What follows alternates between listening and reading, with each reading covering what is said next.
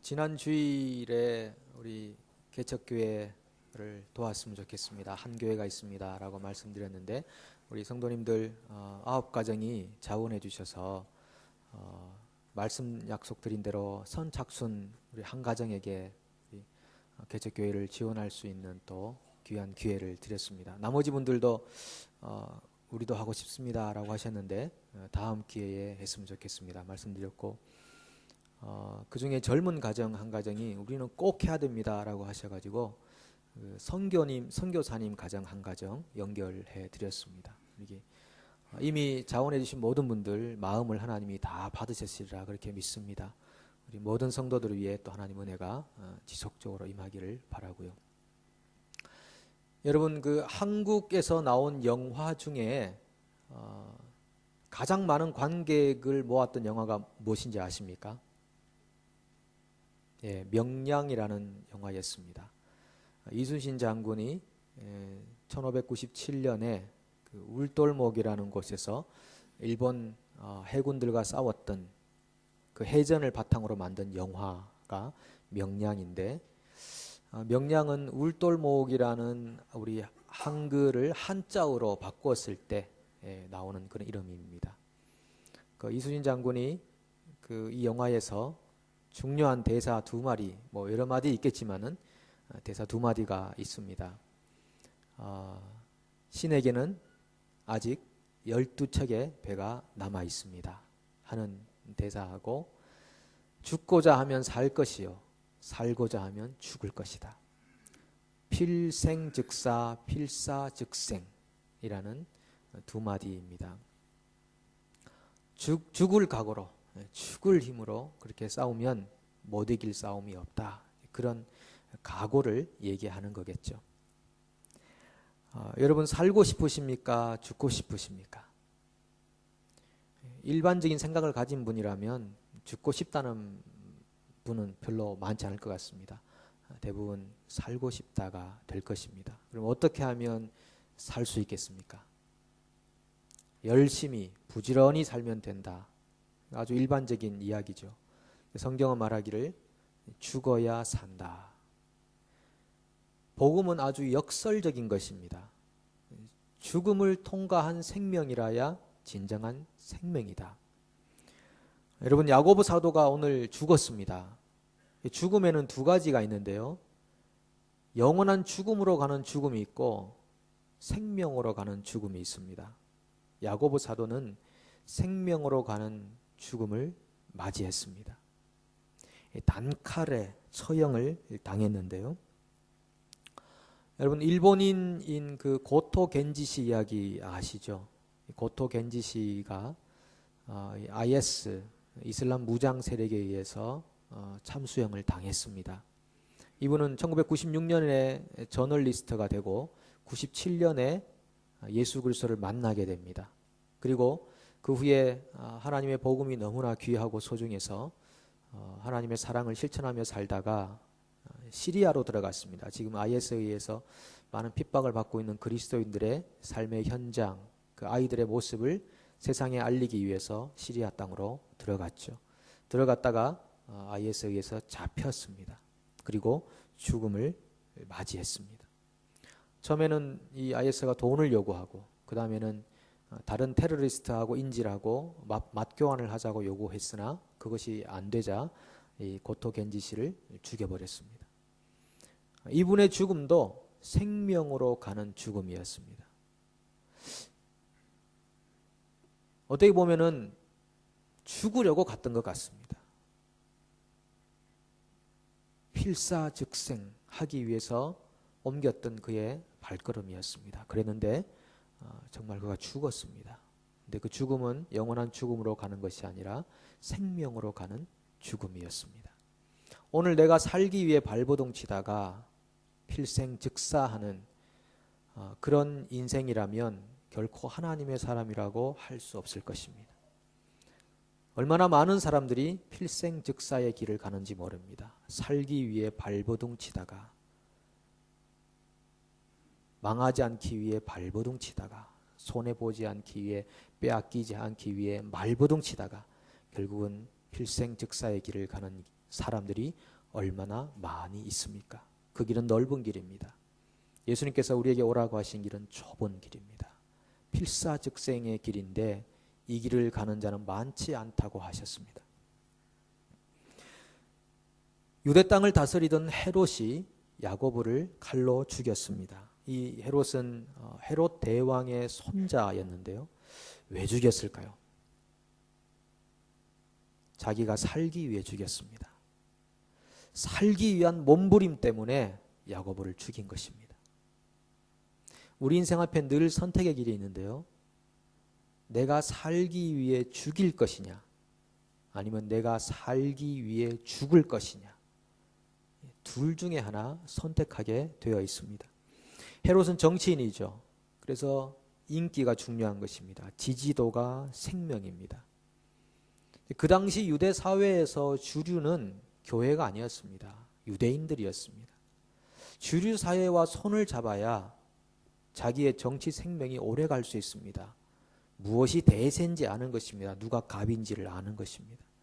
그래서 헤롯은 갑을 붙잡았습니다.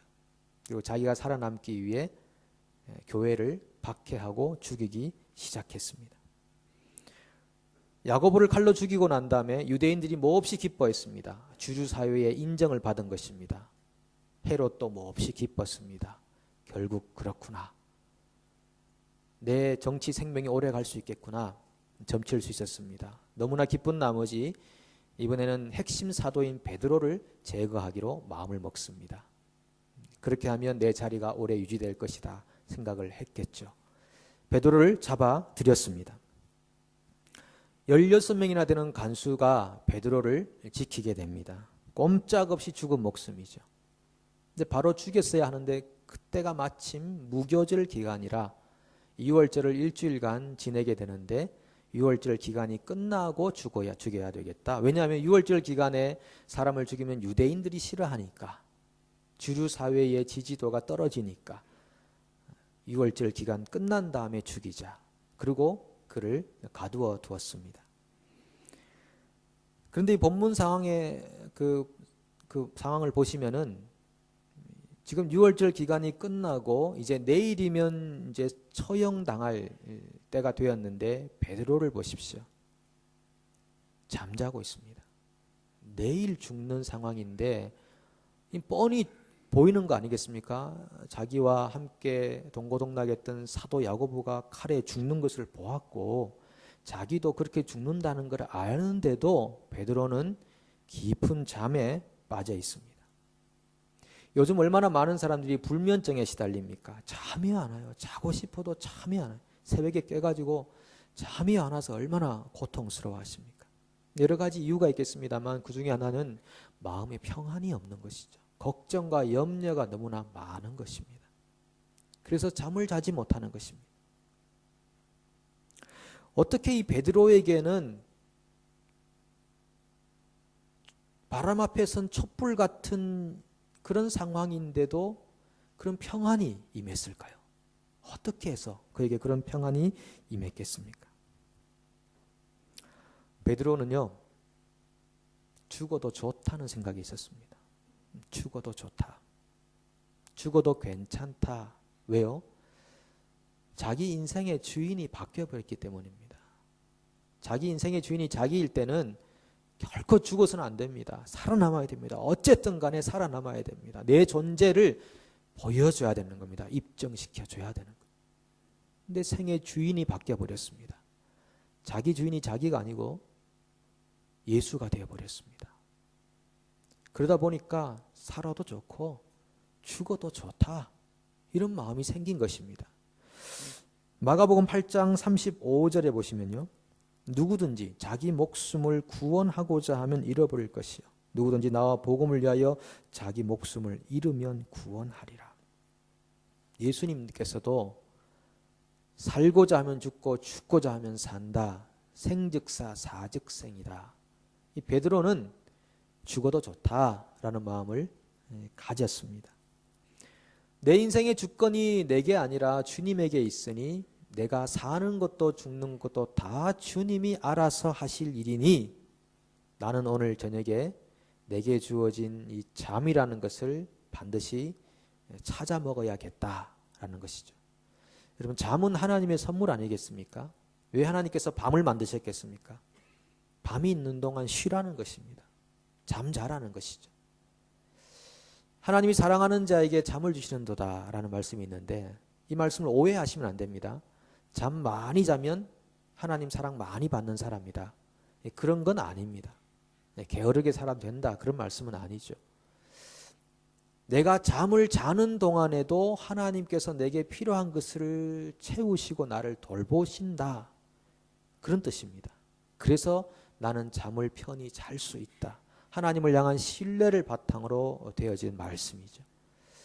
베드로는 내가 잠을 자는 동안에도 하나님이 나를 돌보신다, 내 인생의 결정을 하나님이 하신다, 그런 마음으로 깊은 잠에 빠져 있었습니다. 여러분, 내 인생의 주인이 내가 아니죠. 여전히 내가 내 인생의 주인인 사람은 하나님의 사람이라고 말하기가 참 어렵죠. 교회의 주인도 사람이 아니죠. 하나님이시죠. 국가의 주인도 사람이 아니죠. 하나님이시죠. 그러면 하나님께서 알아서 하실 일들이 얼마나 많이 있으시겠습니까? 우리가 초조하고 불안하고 염려해서 잠 못 이루는 밤을 보내는 이유는 하나님이 주인이라는 사실을 잊어버리기 때문입니다. 하나님이 주인이시기에 내가 살아도 좋고 죽어도 좋다. 하나님이 주인이시니까 망할 수도 있고 흥할 수도 있다. 건강할 수도 있고 병들 수도 있다. 쇠퇴할 수도 있고 성장할 수도 있다. 그런 하나님 주권에 대한 신뢰가 있으면 우리도 잠자지 않겠습니까? 평안하지 않겠냐는 것입니다. 이제 하나님이 하신 일을 보십시오. 주의 사자를 베드로에게 보내셨습니다. 그리고 옆구리를 쳐서 깨웠다고 그랬습니다. 굉장히 디테일하게 표현해 놨습니다. 그냥 우리가 깨울 때 어깨를 흔들거나 말로 하면 되는데 어깨를 흔들거나 말로 해서 안 될 정도로 베드로가 깊이 잠들었다는 것입니다. 옆구리를 쳐야 일어날 정도로 깊은 잠에 빠져 있다는 것이죠. 저는 이 베드로의 모습을 보면서 이 말씀이 생각났습니다. 이사야 26장 3절인데요. 우리 같이 한번 읽어보겠습니다. 주께서 심지가 견고한 자를 평강하고 평강하도록 지키시니 이는 그가 주를 신뢰함이니이다. 심지가 견고한 자를 평강으로 인도하신다는 것입니다. 하나님을 신뢰하는 그 신뢰 때문에 평강이 마음에 충만하게 되는 것입니다.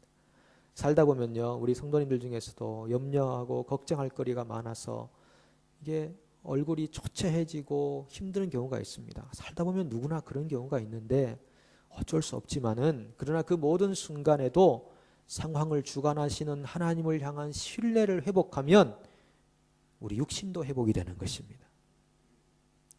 영적으로 회복이 되면 육신도 회복이 되는 것이죠. 이 베드로가 가졌던 그 평강의 깊이가 오늘 저와 여러분들에게 임하기를 소원합니다.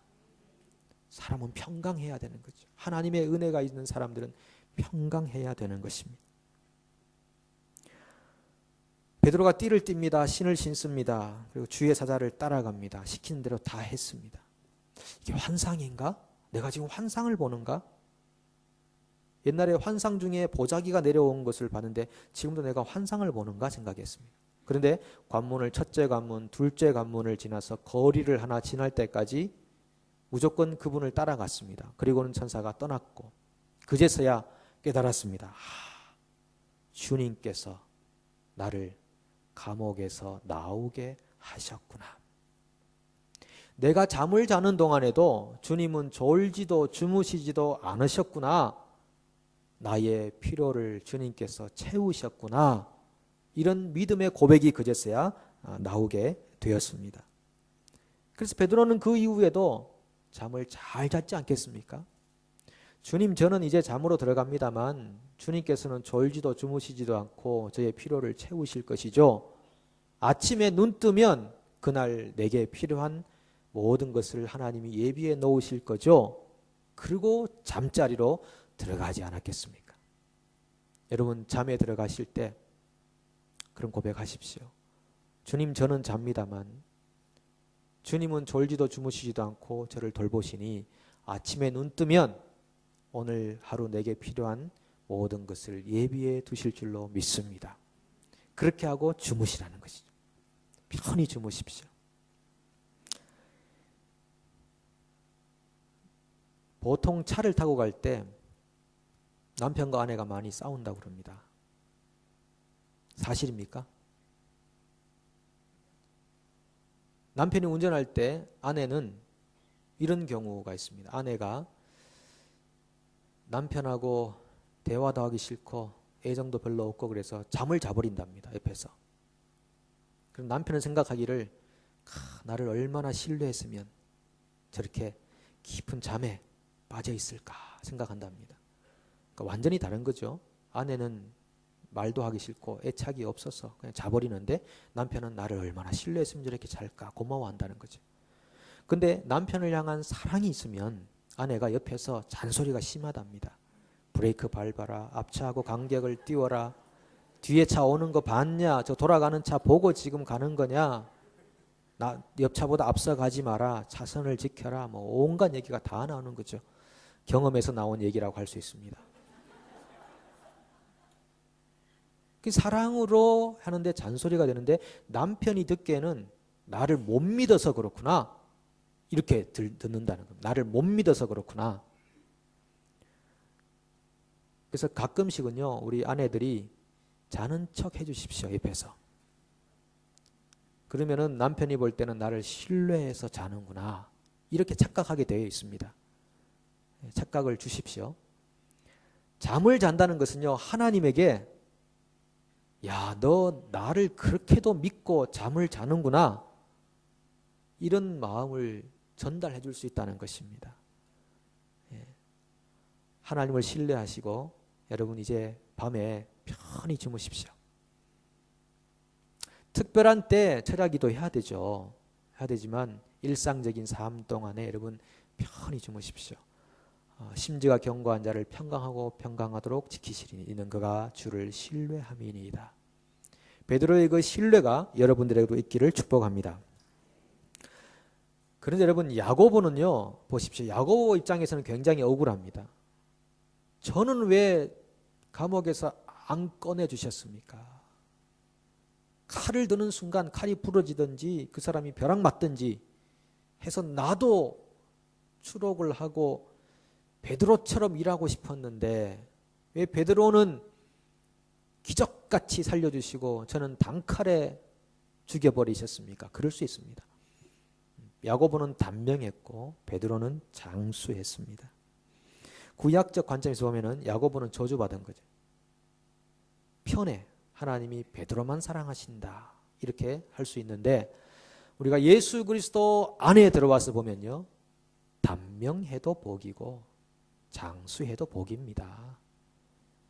예수님 그 자체가 우리에게 복이라는 사실을 모르기 때문에 자꾸 경쟁을 붙이는 것입니다. 단명이 복이냐 장수가 복이냐 건강한 게 복이냐 병든 게 복이냐 부한 게 복이냐 가난한 게 복이냐 서로 경쟁을 붙이지만 예수 그리스도 안에 있는 그 자체가 복이라는 사실을 알고 나면 그 어떤 거든 상관없이 우리는 복을 받았구나 고백하게 되는 것입니다.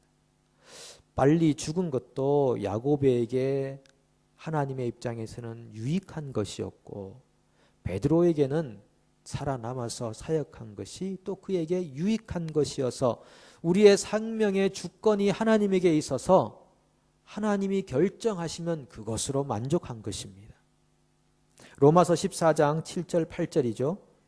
우리 중에 누구든지 자기를 위하여 사는 자가 없고 자기를 위하여 죽는 자도 없도다. 우리가 살아도 주를 위하여 살고 죽어도 주를 위하여 죽나니 그러므로 사나 죽으나 우리가 주의 것이로다. 주님의 처분에 맡길 따름입니다. 여러분 단명했다고 여러분 그분이 하나님에게 저주받았다고 할 수 있습니까? 절대 그래서는 안 됩니다. 우리 사고 속에 그런 생각이 있습니다. 그렇지 않습니다. 장수한다는 그 자체만이 하나님에게 사랑받는다는 입증이겠습니까? 그렇지 않습니다. 우리가 예수 그리스도 안에 있어서 예수 그리스도를 알게 되고 하나님을 아버지로 부르게 되는 그 자체가 이미 모든 복, 우리가 받아야 할 모든 복을 이미 받은 줄로 믿습니다. 우리가 그렇게 얘기하고 맞다고 아멘도 하지만 실제적으로 삶을 살아가면서 얼마나 다른 사람들을 부러워하며 살고 있습니까? 저 사람은 신의 아들이다. 벌지 않아도 먹을 수 있는 사람이다. 사람들에게 명성을 얻었다. 좋은 포지션에 올라갔다. 얼마나 부러워합니까? 자식 잘 됐다더라. 얼마나 부러워합니까? 그 부러움이 강하면 강할수록 우리가 가지고 있는 이미 예수 그리스도 안에서 차지한 그 복이 초라하다는 것입니다. 더 귀한 것을 얻은 사람은요, 덜 귀한 것에 대해서 안타까워하지 않습니다. 우리가 왜 세상적인 성공과 부와 이 가치들을 부러워하느냐 하면 우리가 가지고 있는 그 가치를 낮게 평가하기 때문입니다.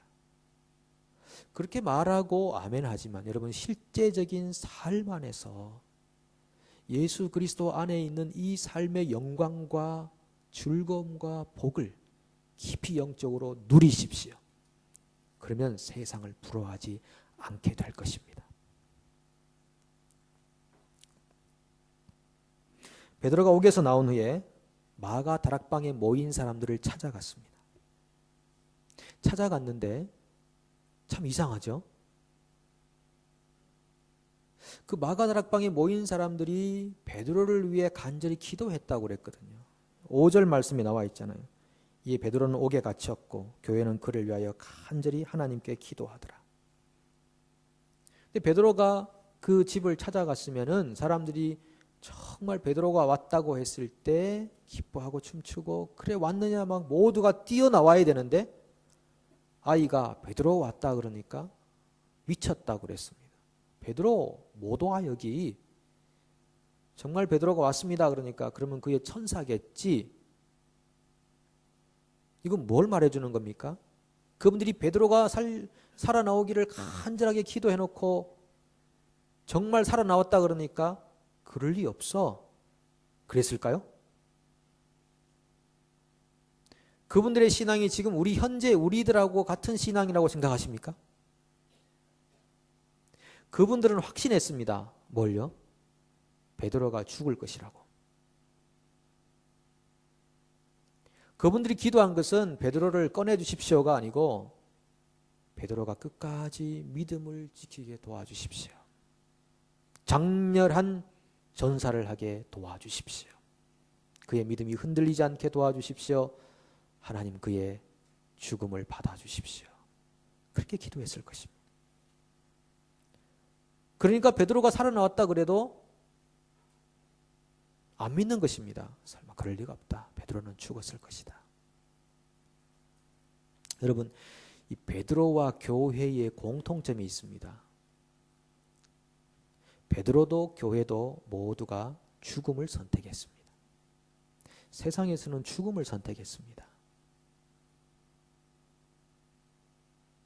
주님, 내일 저 처형됩니다. 내 영혼을 받아주십시오. 그랬습니다. 교회도 주님, 베드로 내일 죽습니다. 주님, 영혼을 받아주십시오. 우리의 믿음이 변치 않게 도와주십시오. 라고 했습니다. 베드로는요, 그렇게 사람들을 만난 이후에 야고보와 다른 형제들에게 내 간증을 좀 전해주오 라고 하고 그가 그곳을 떠나서 다른 곳으로 가버립니다. 우리 같으면은 이제 간증거리가 얼마나 많습니까? 그 당시 사회 분위기는요, 베드로가 영웅이었습니다. 베드로의 그림자만이라도 밟기를 바랬습니다. 얼마나 영적이고 신령했는지요.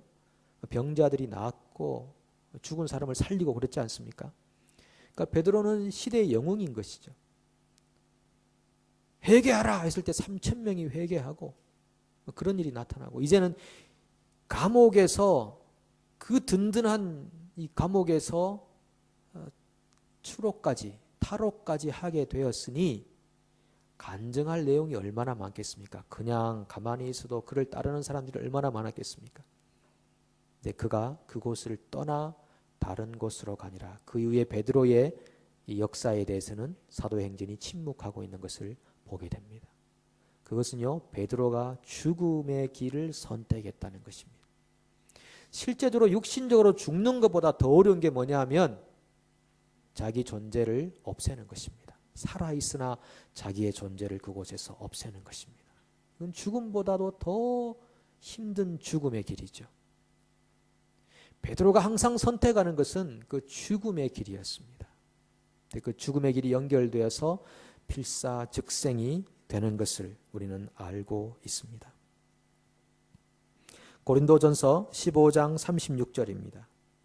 어리석은 자여, 내가 뿌리는 씨가 죽지 않으면 살아나지 못하겠고, 하늘의 밀이 땅에 떨어져 죽어야 많은 열매를 맺는다. 창조의 원리 아니겠습니까? 씨는 죽어야 열매를 맺는다. 창조의 원리와 구속의 원리는 동일한 것입니다. 죽어야 사는 것입니다. 이 땅을 사는 동안 우리가 얼마나 살려고 발버둥을 치고 있습니까? 더 많은 수입을 얻어야 할 텐데, 몸은 건강해야 할 텐데, 자식들은 잘 돼야 할 텐데, 사람들에게 인정은 받아야 할 텐데, 노후가 편안해야 할 텐데, 모두가 살려고 발버둥 치는 모습들입니다. 예수 믿는 사람들도 그런 삶을 추구한다면 무슨 매력이 있겠습니까? 그렇게 살려고 발버둥 쳐봐야 결국은 죽게 되어 있는 거죠. 그런데 오늘 주님께서 내 생명의 주관자 되신다는 사실을 인정하고 내 앞에 선택의 갈림길이 있을 때 내가 살기 위해 남을 죽이는 것이 아니라 내가 살기 위해 내가 죽음을 선택하는 길을 걸어가야 하겠습니다. 그럴 때 그 길 끝에 생명이 있을 것입니다. 헤롯을 보십시오. 이 사람은 끝까지 사는 길을 택했습니다. 자기가 살기 위해 교회를 박해했습니다. 야고보 사도를 죽였습니다. 베드로도 죽이려고 잡아들였습니다. 베드로가 탈옥하게 되었을 때 그를 지키던 군사들을 신문하고 죽였습니다. 내가 살기 위해 끝까지 죽이는 모습을 보십시오. 오늘 본문 이후에 헤롯은 죽습니다. 생즉사죠. 살기에 몸부림쳤으나 결과적으로 그가 죽는 모습을 우리는 성경을 통해 목격합니다. 이것은 역사입니다. 역사는 사람들의 삶의 흐름이 길이 되었던 것입니다. 그 길을 보십시오. 그 길은 넓은 길이었고 지금도 수많은 사람들이 그 길을 걸어가고 있는 것입니다. 오늘 우리가 예수 그리스도를 구주로 고백하고 내 인생의 주권자라고 고백하는 오늘 우리 그리스도인들, 오늘 우리의 삶 안에 하나님께서 질문하시는 것입니다. 너는 어떤 길을 선택하겠느냐? 오늘 주님 앞에 합당한 답변을 하셔서 작은 일 하나조차도 바른 선택을 하셔서 결국 생명으로 나아가는 생명의 복을 받는 하나님의 사람들 되시기를 소원합니다. 기도하겠습니다.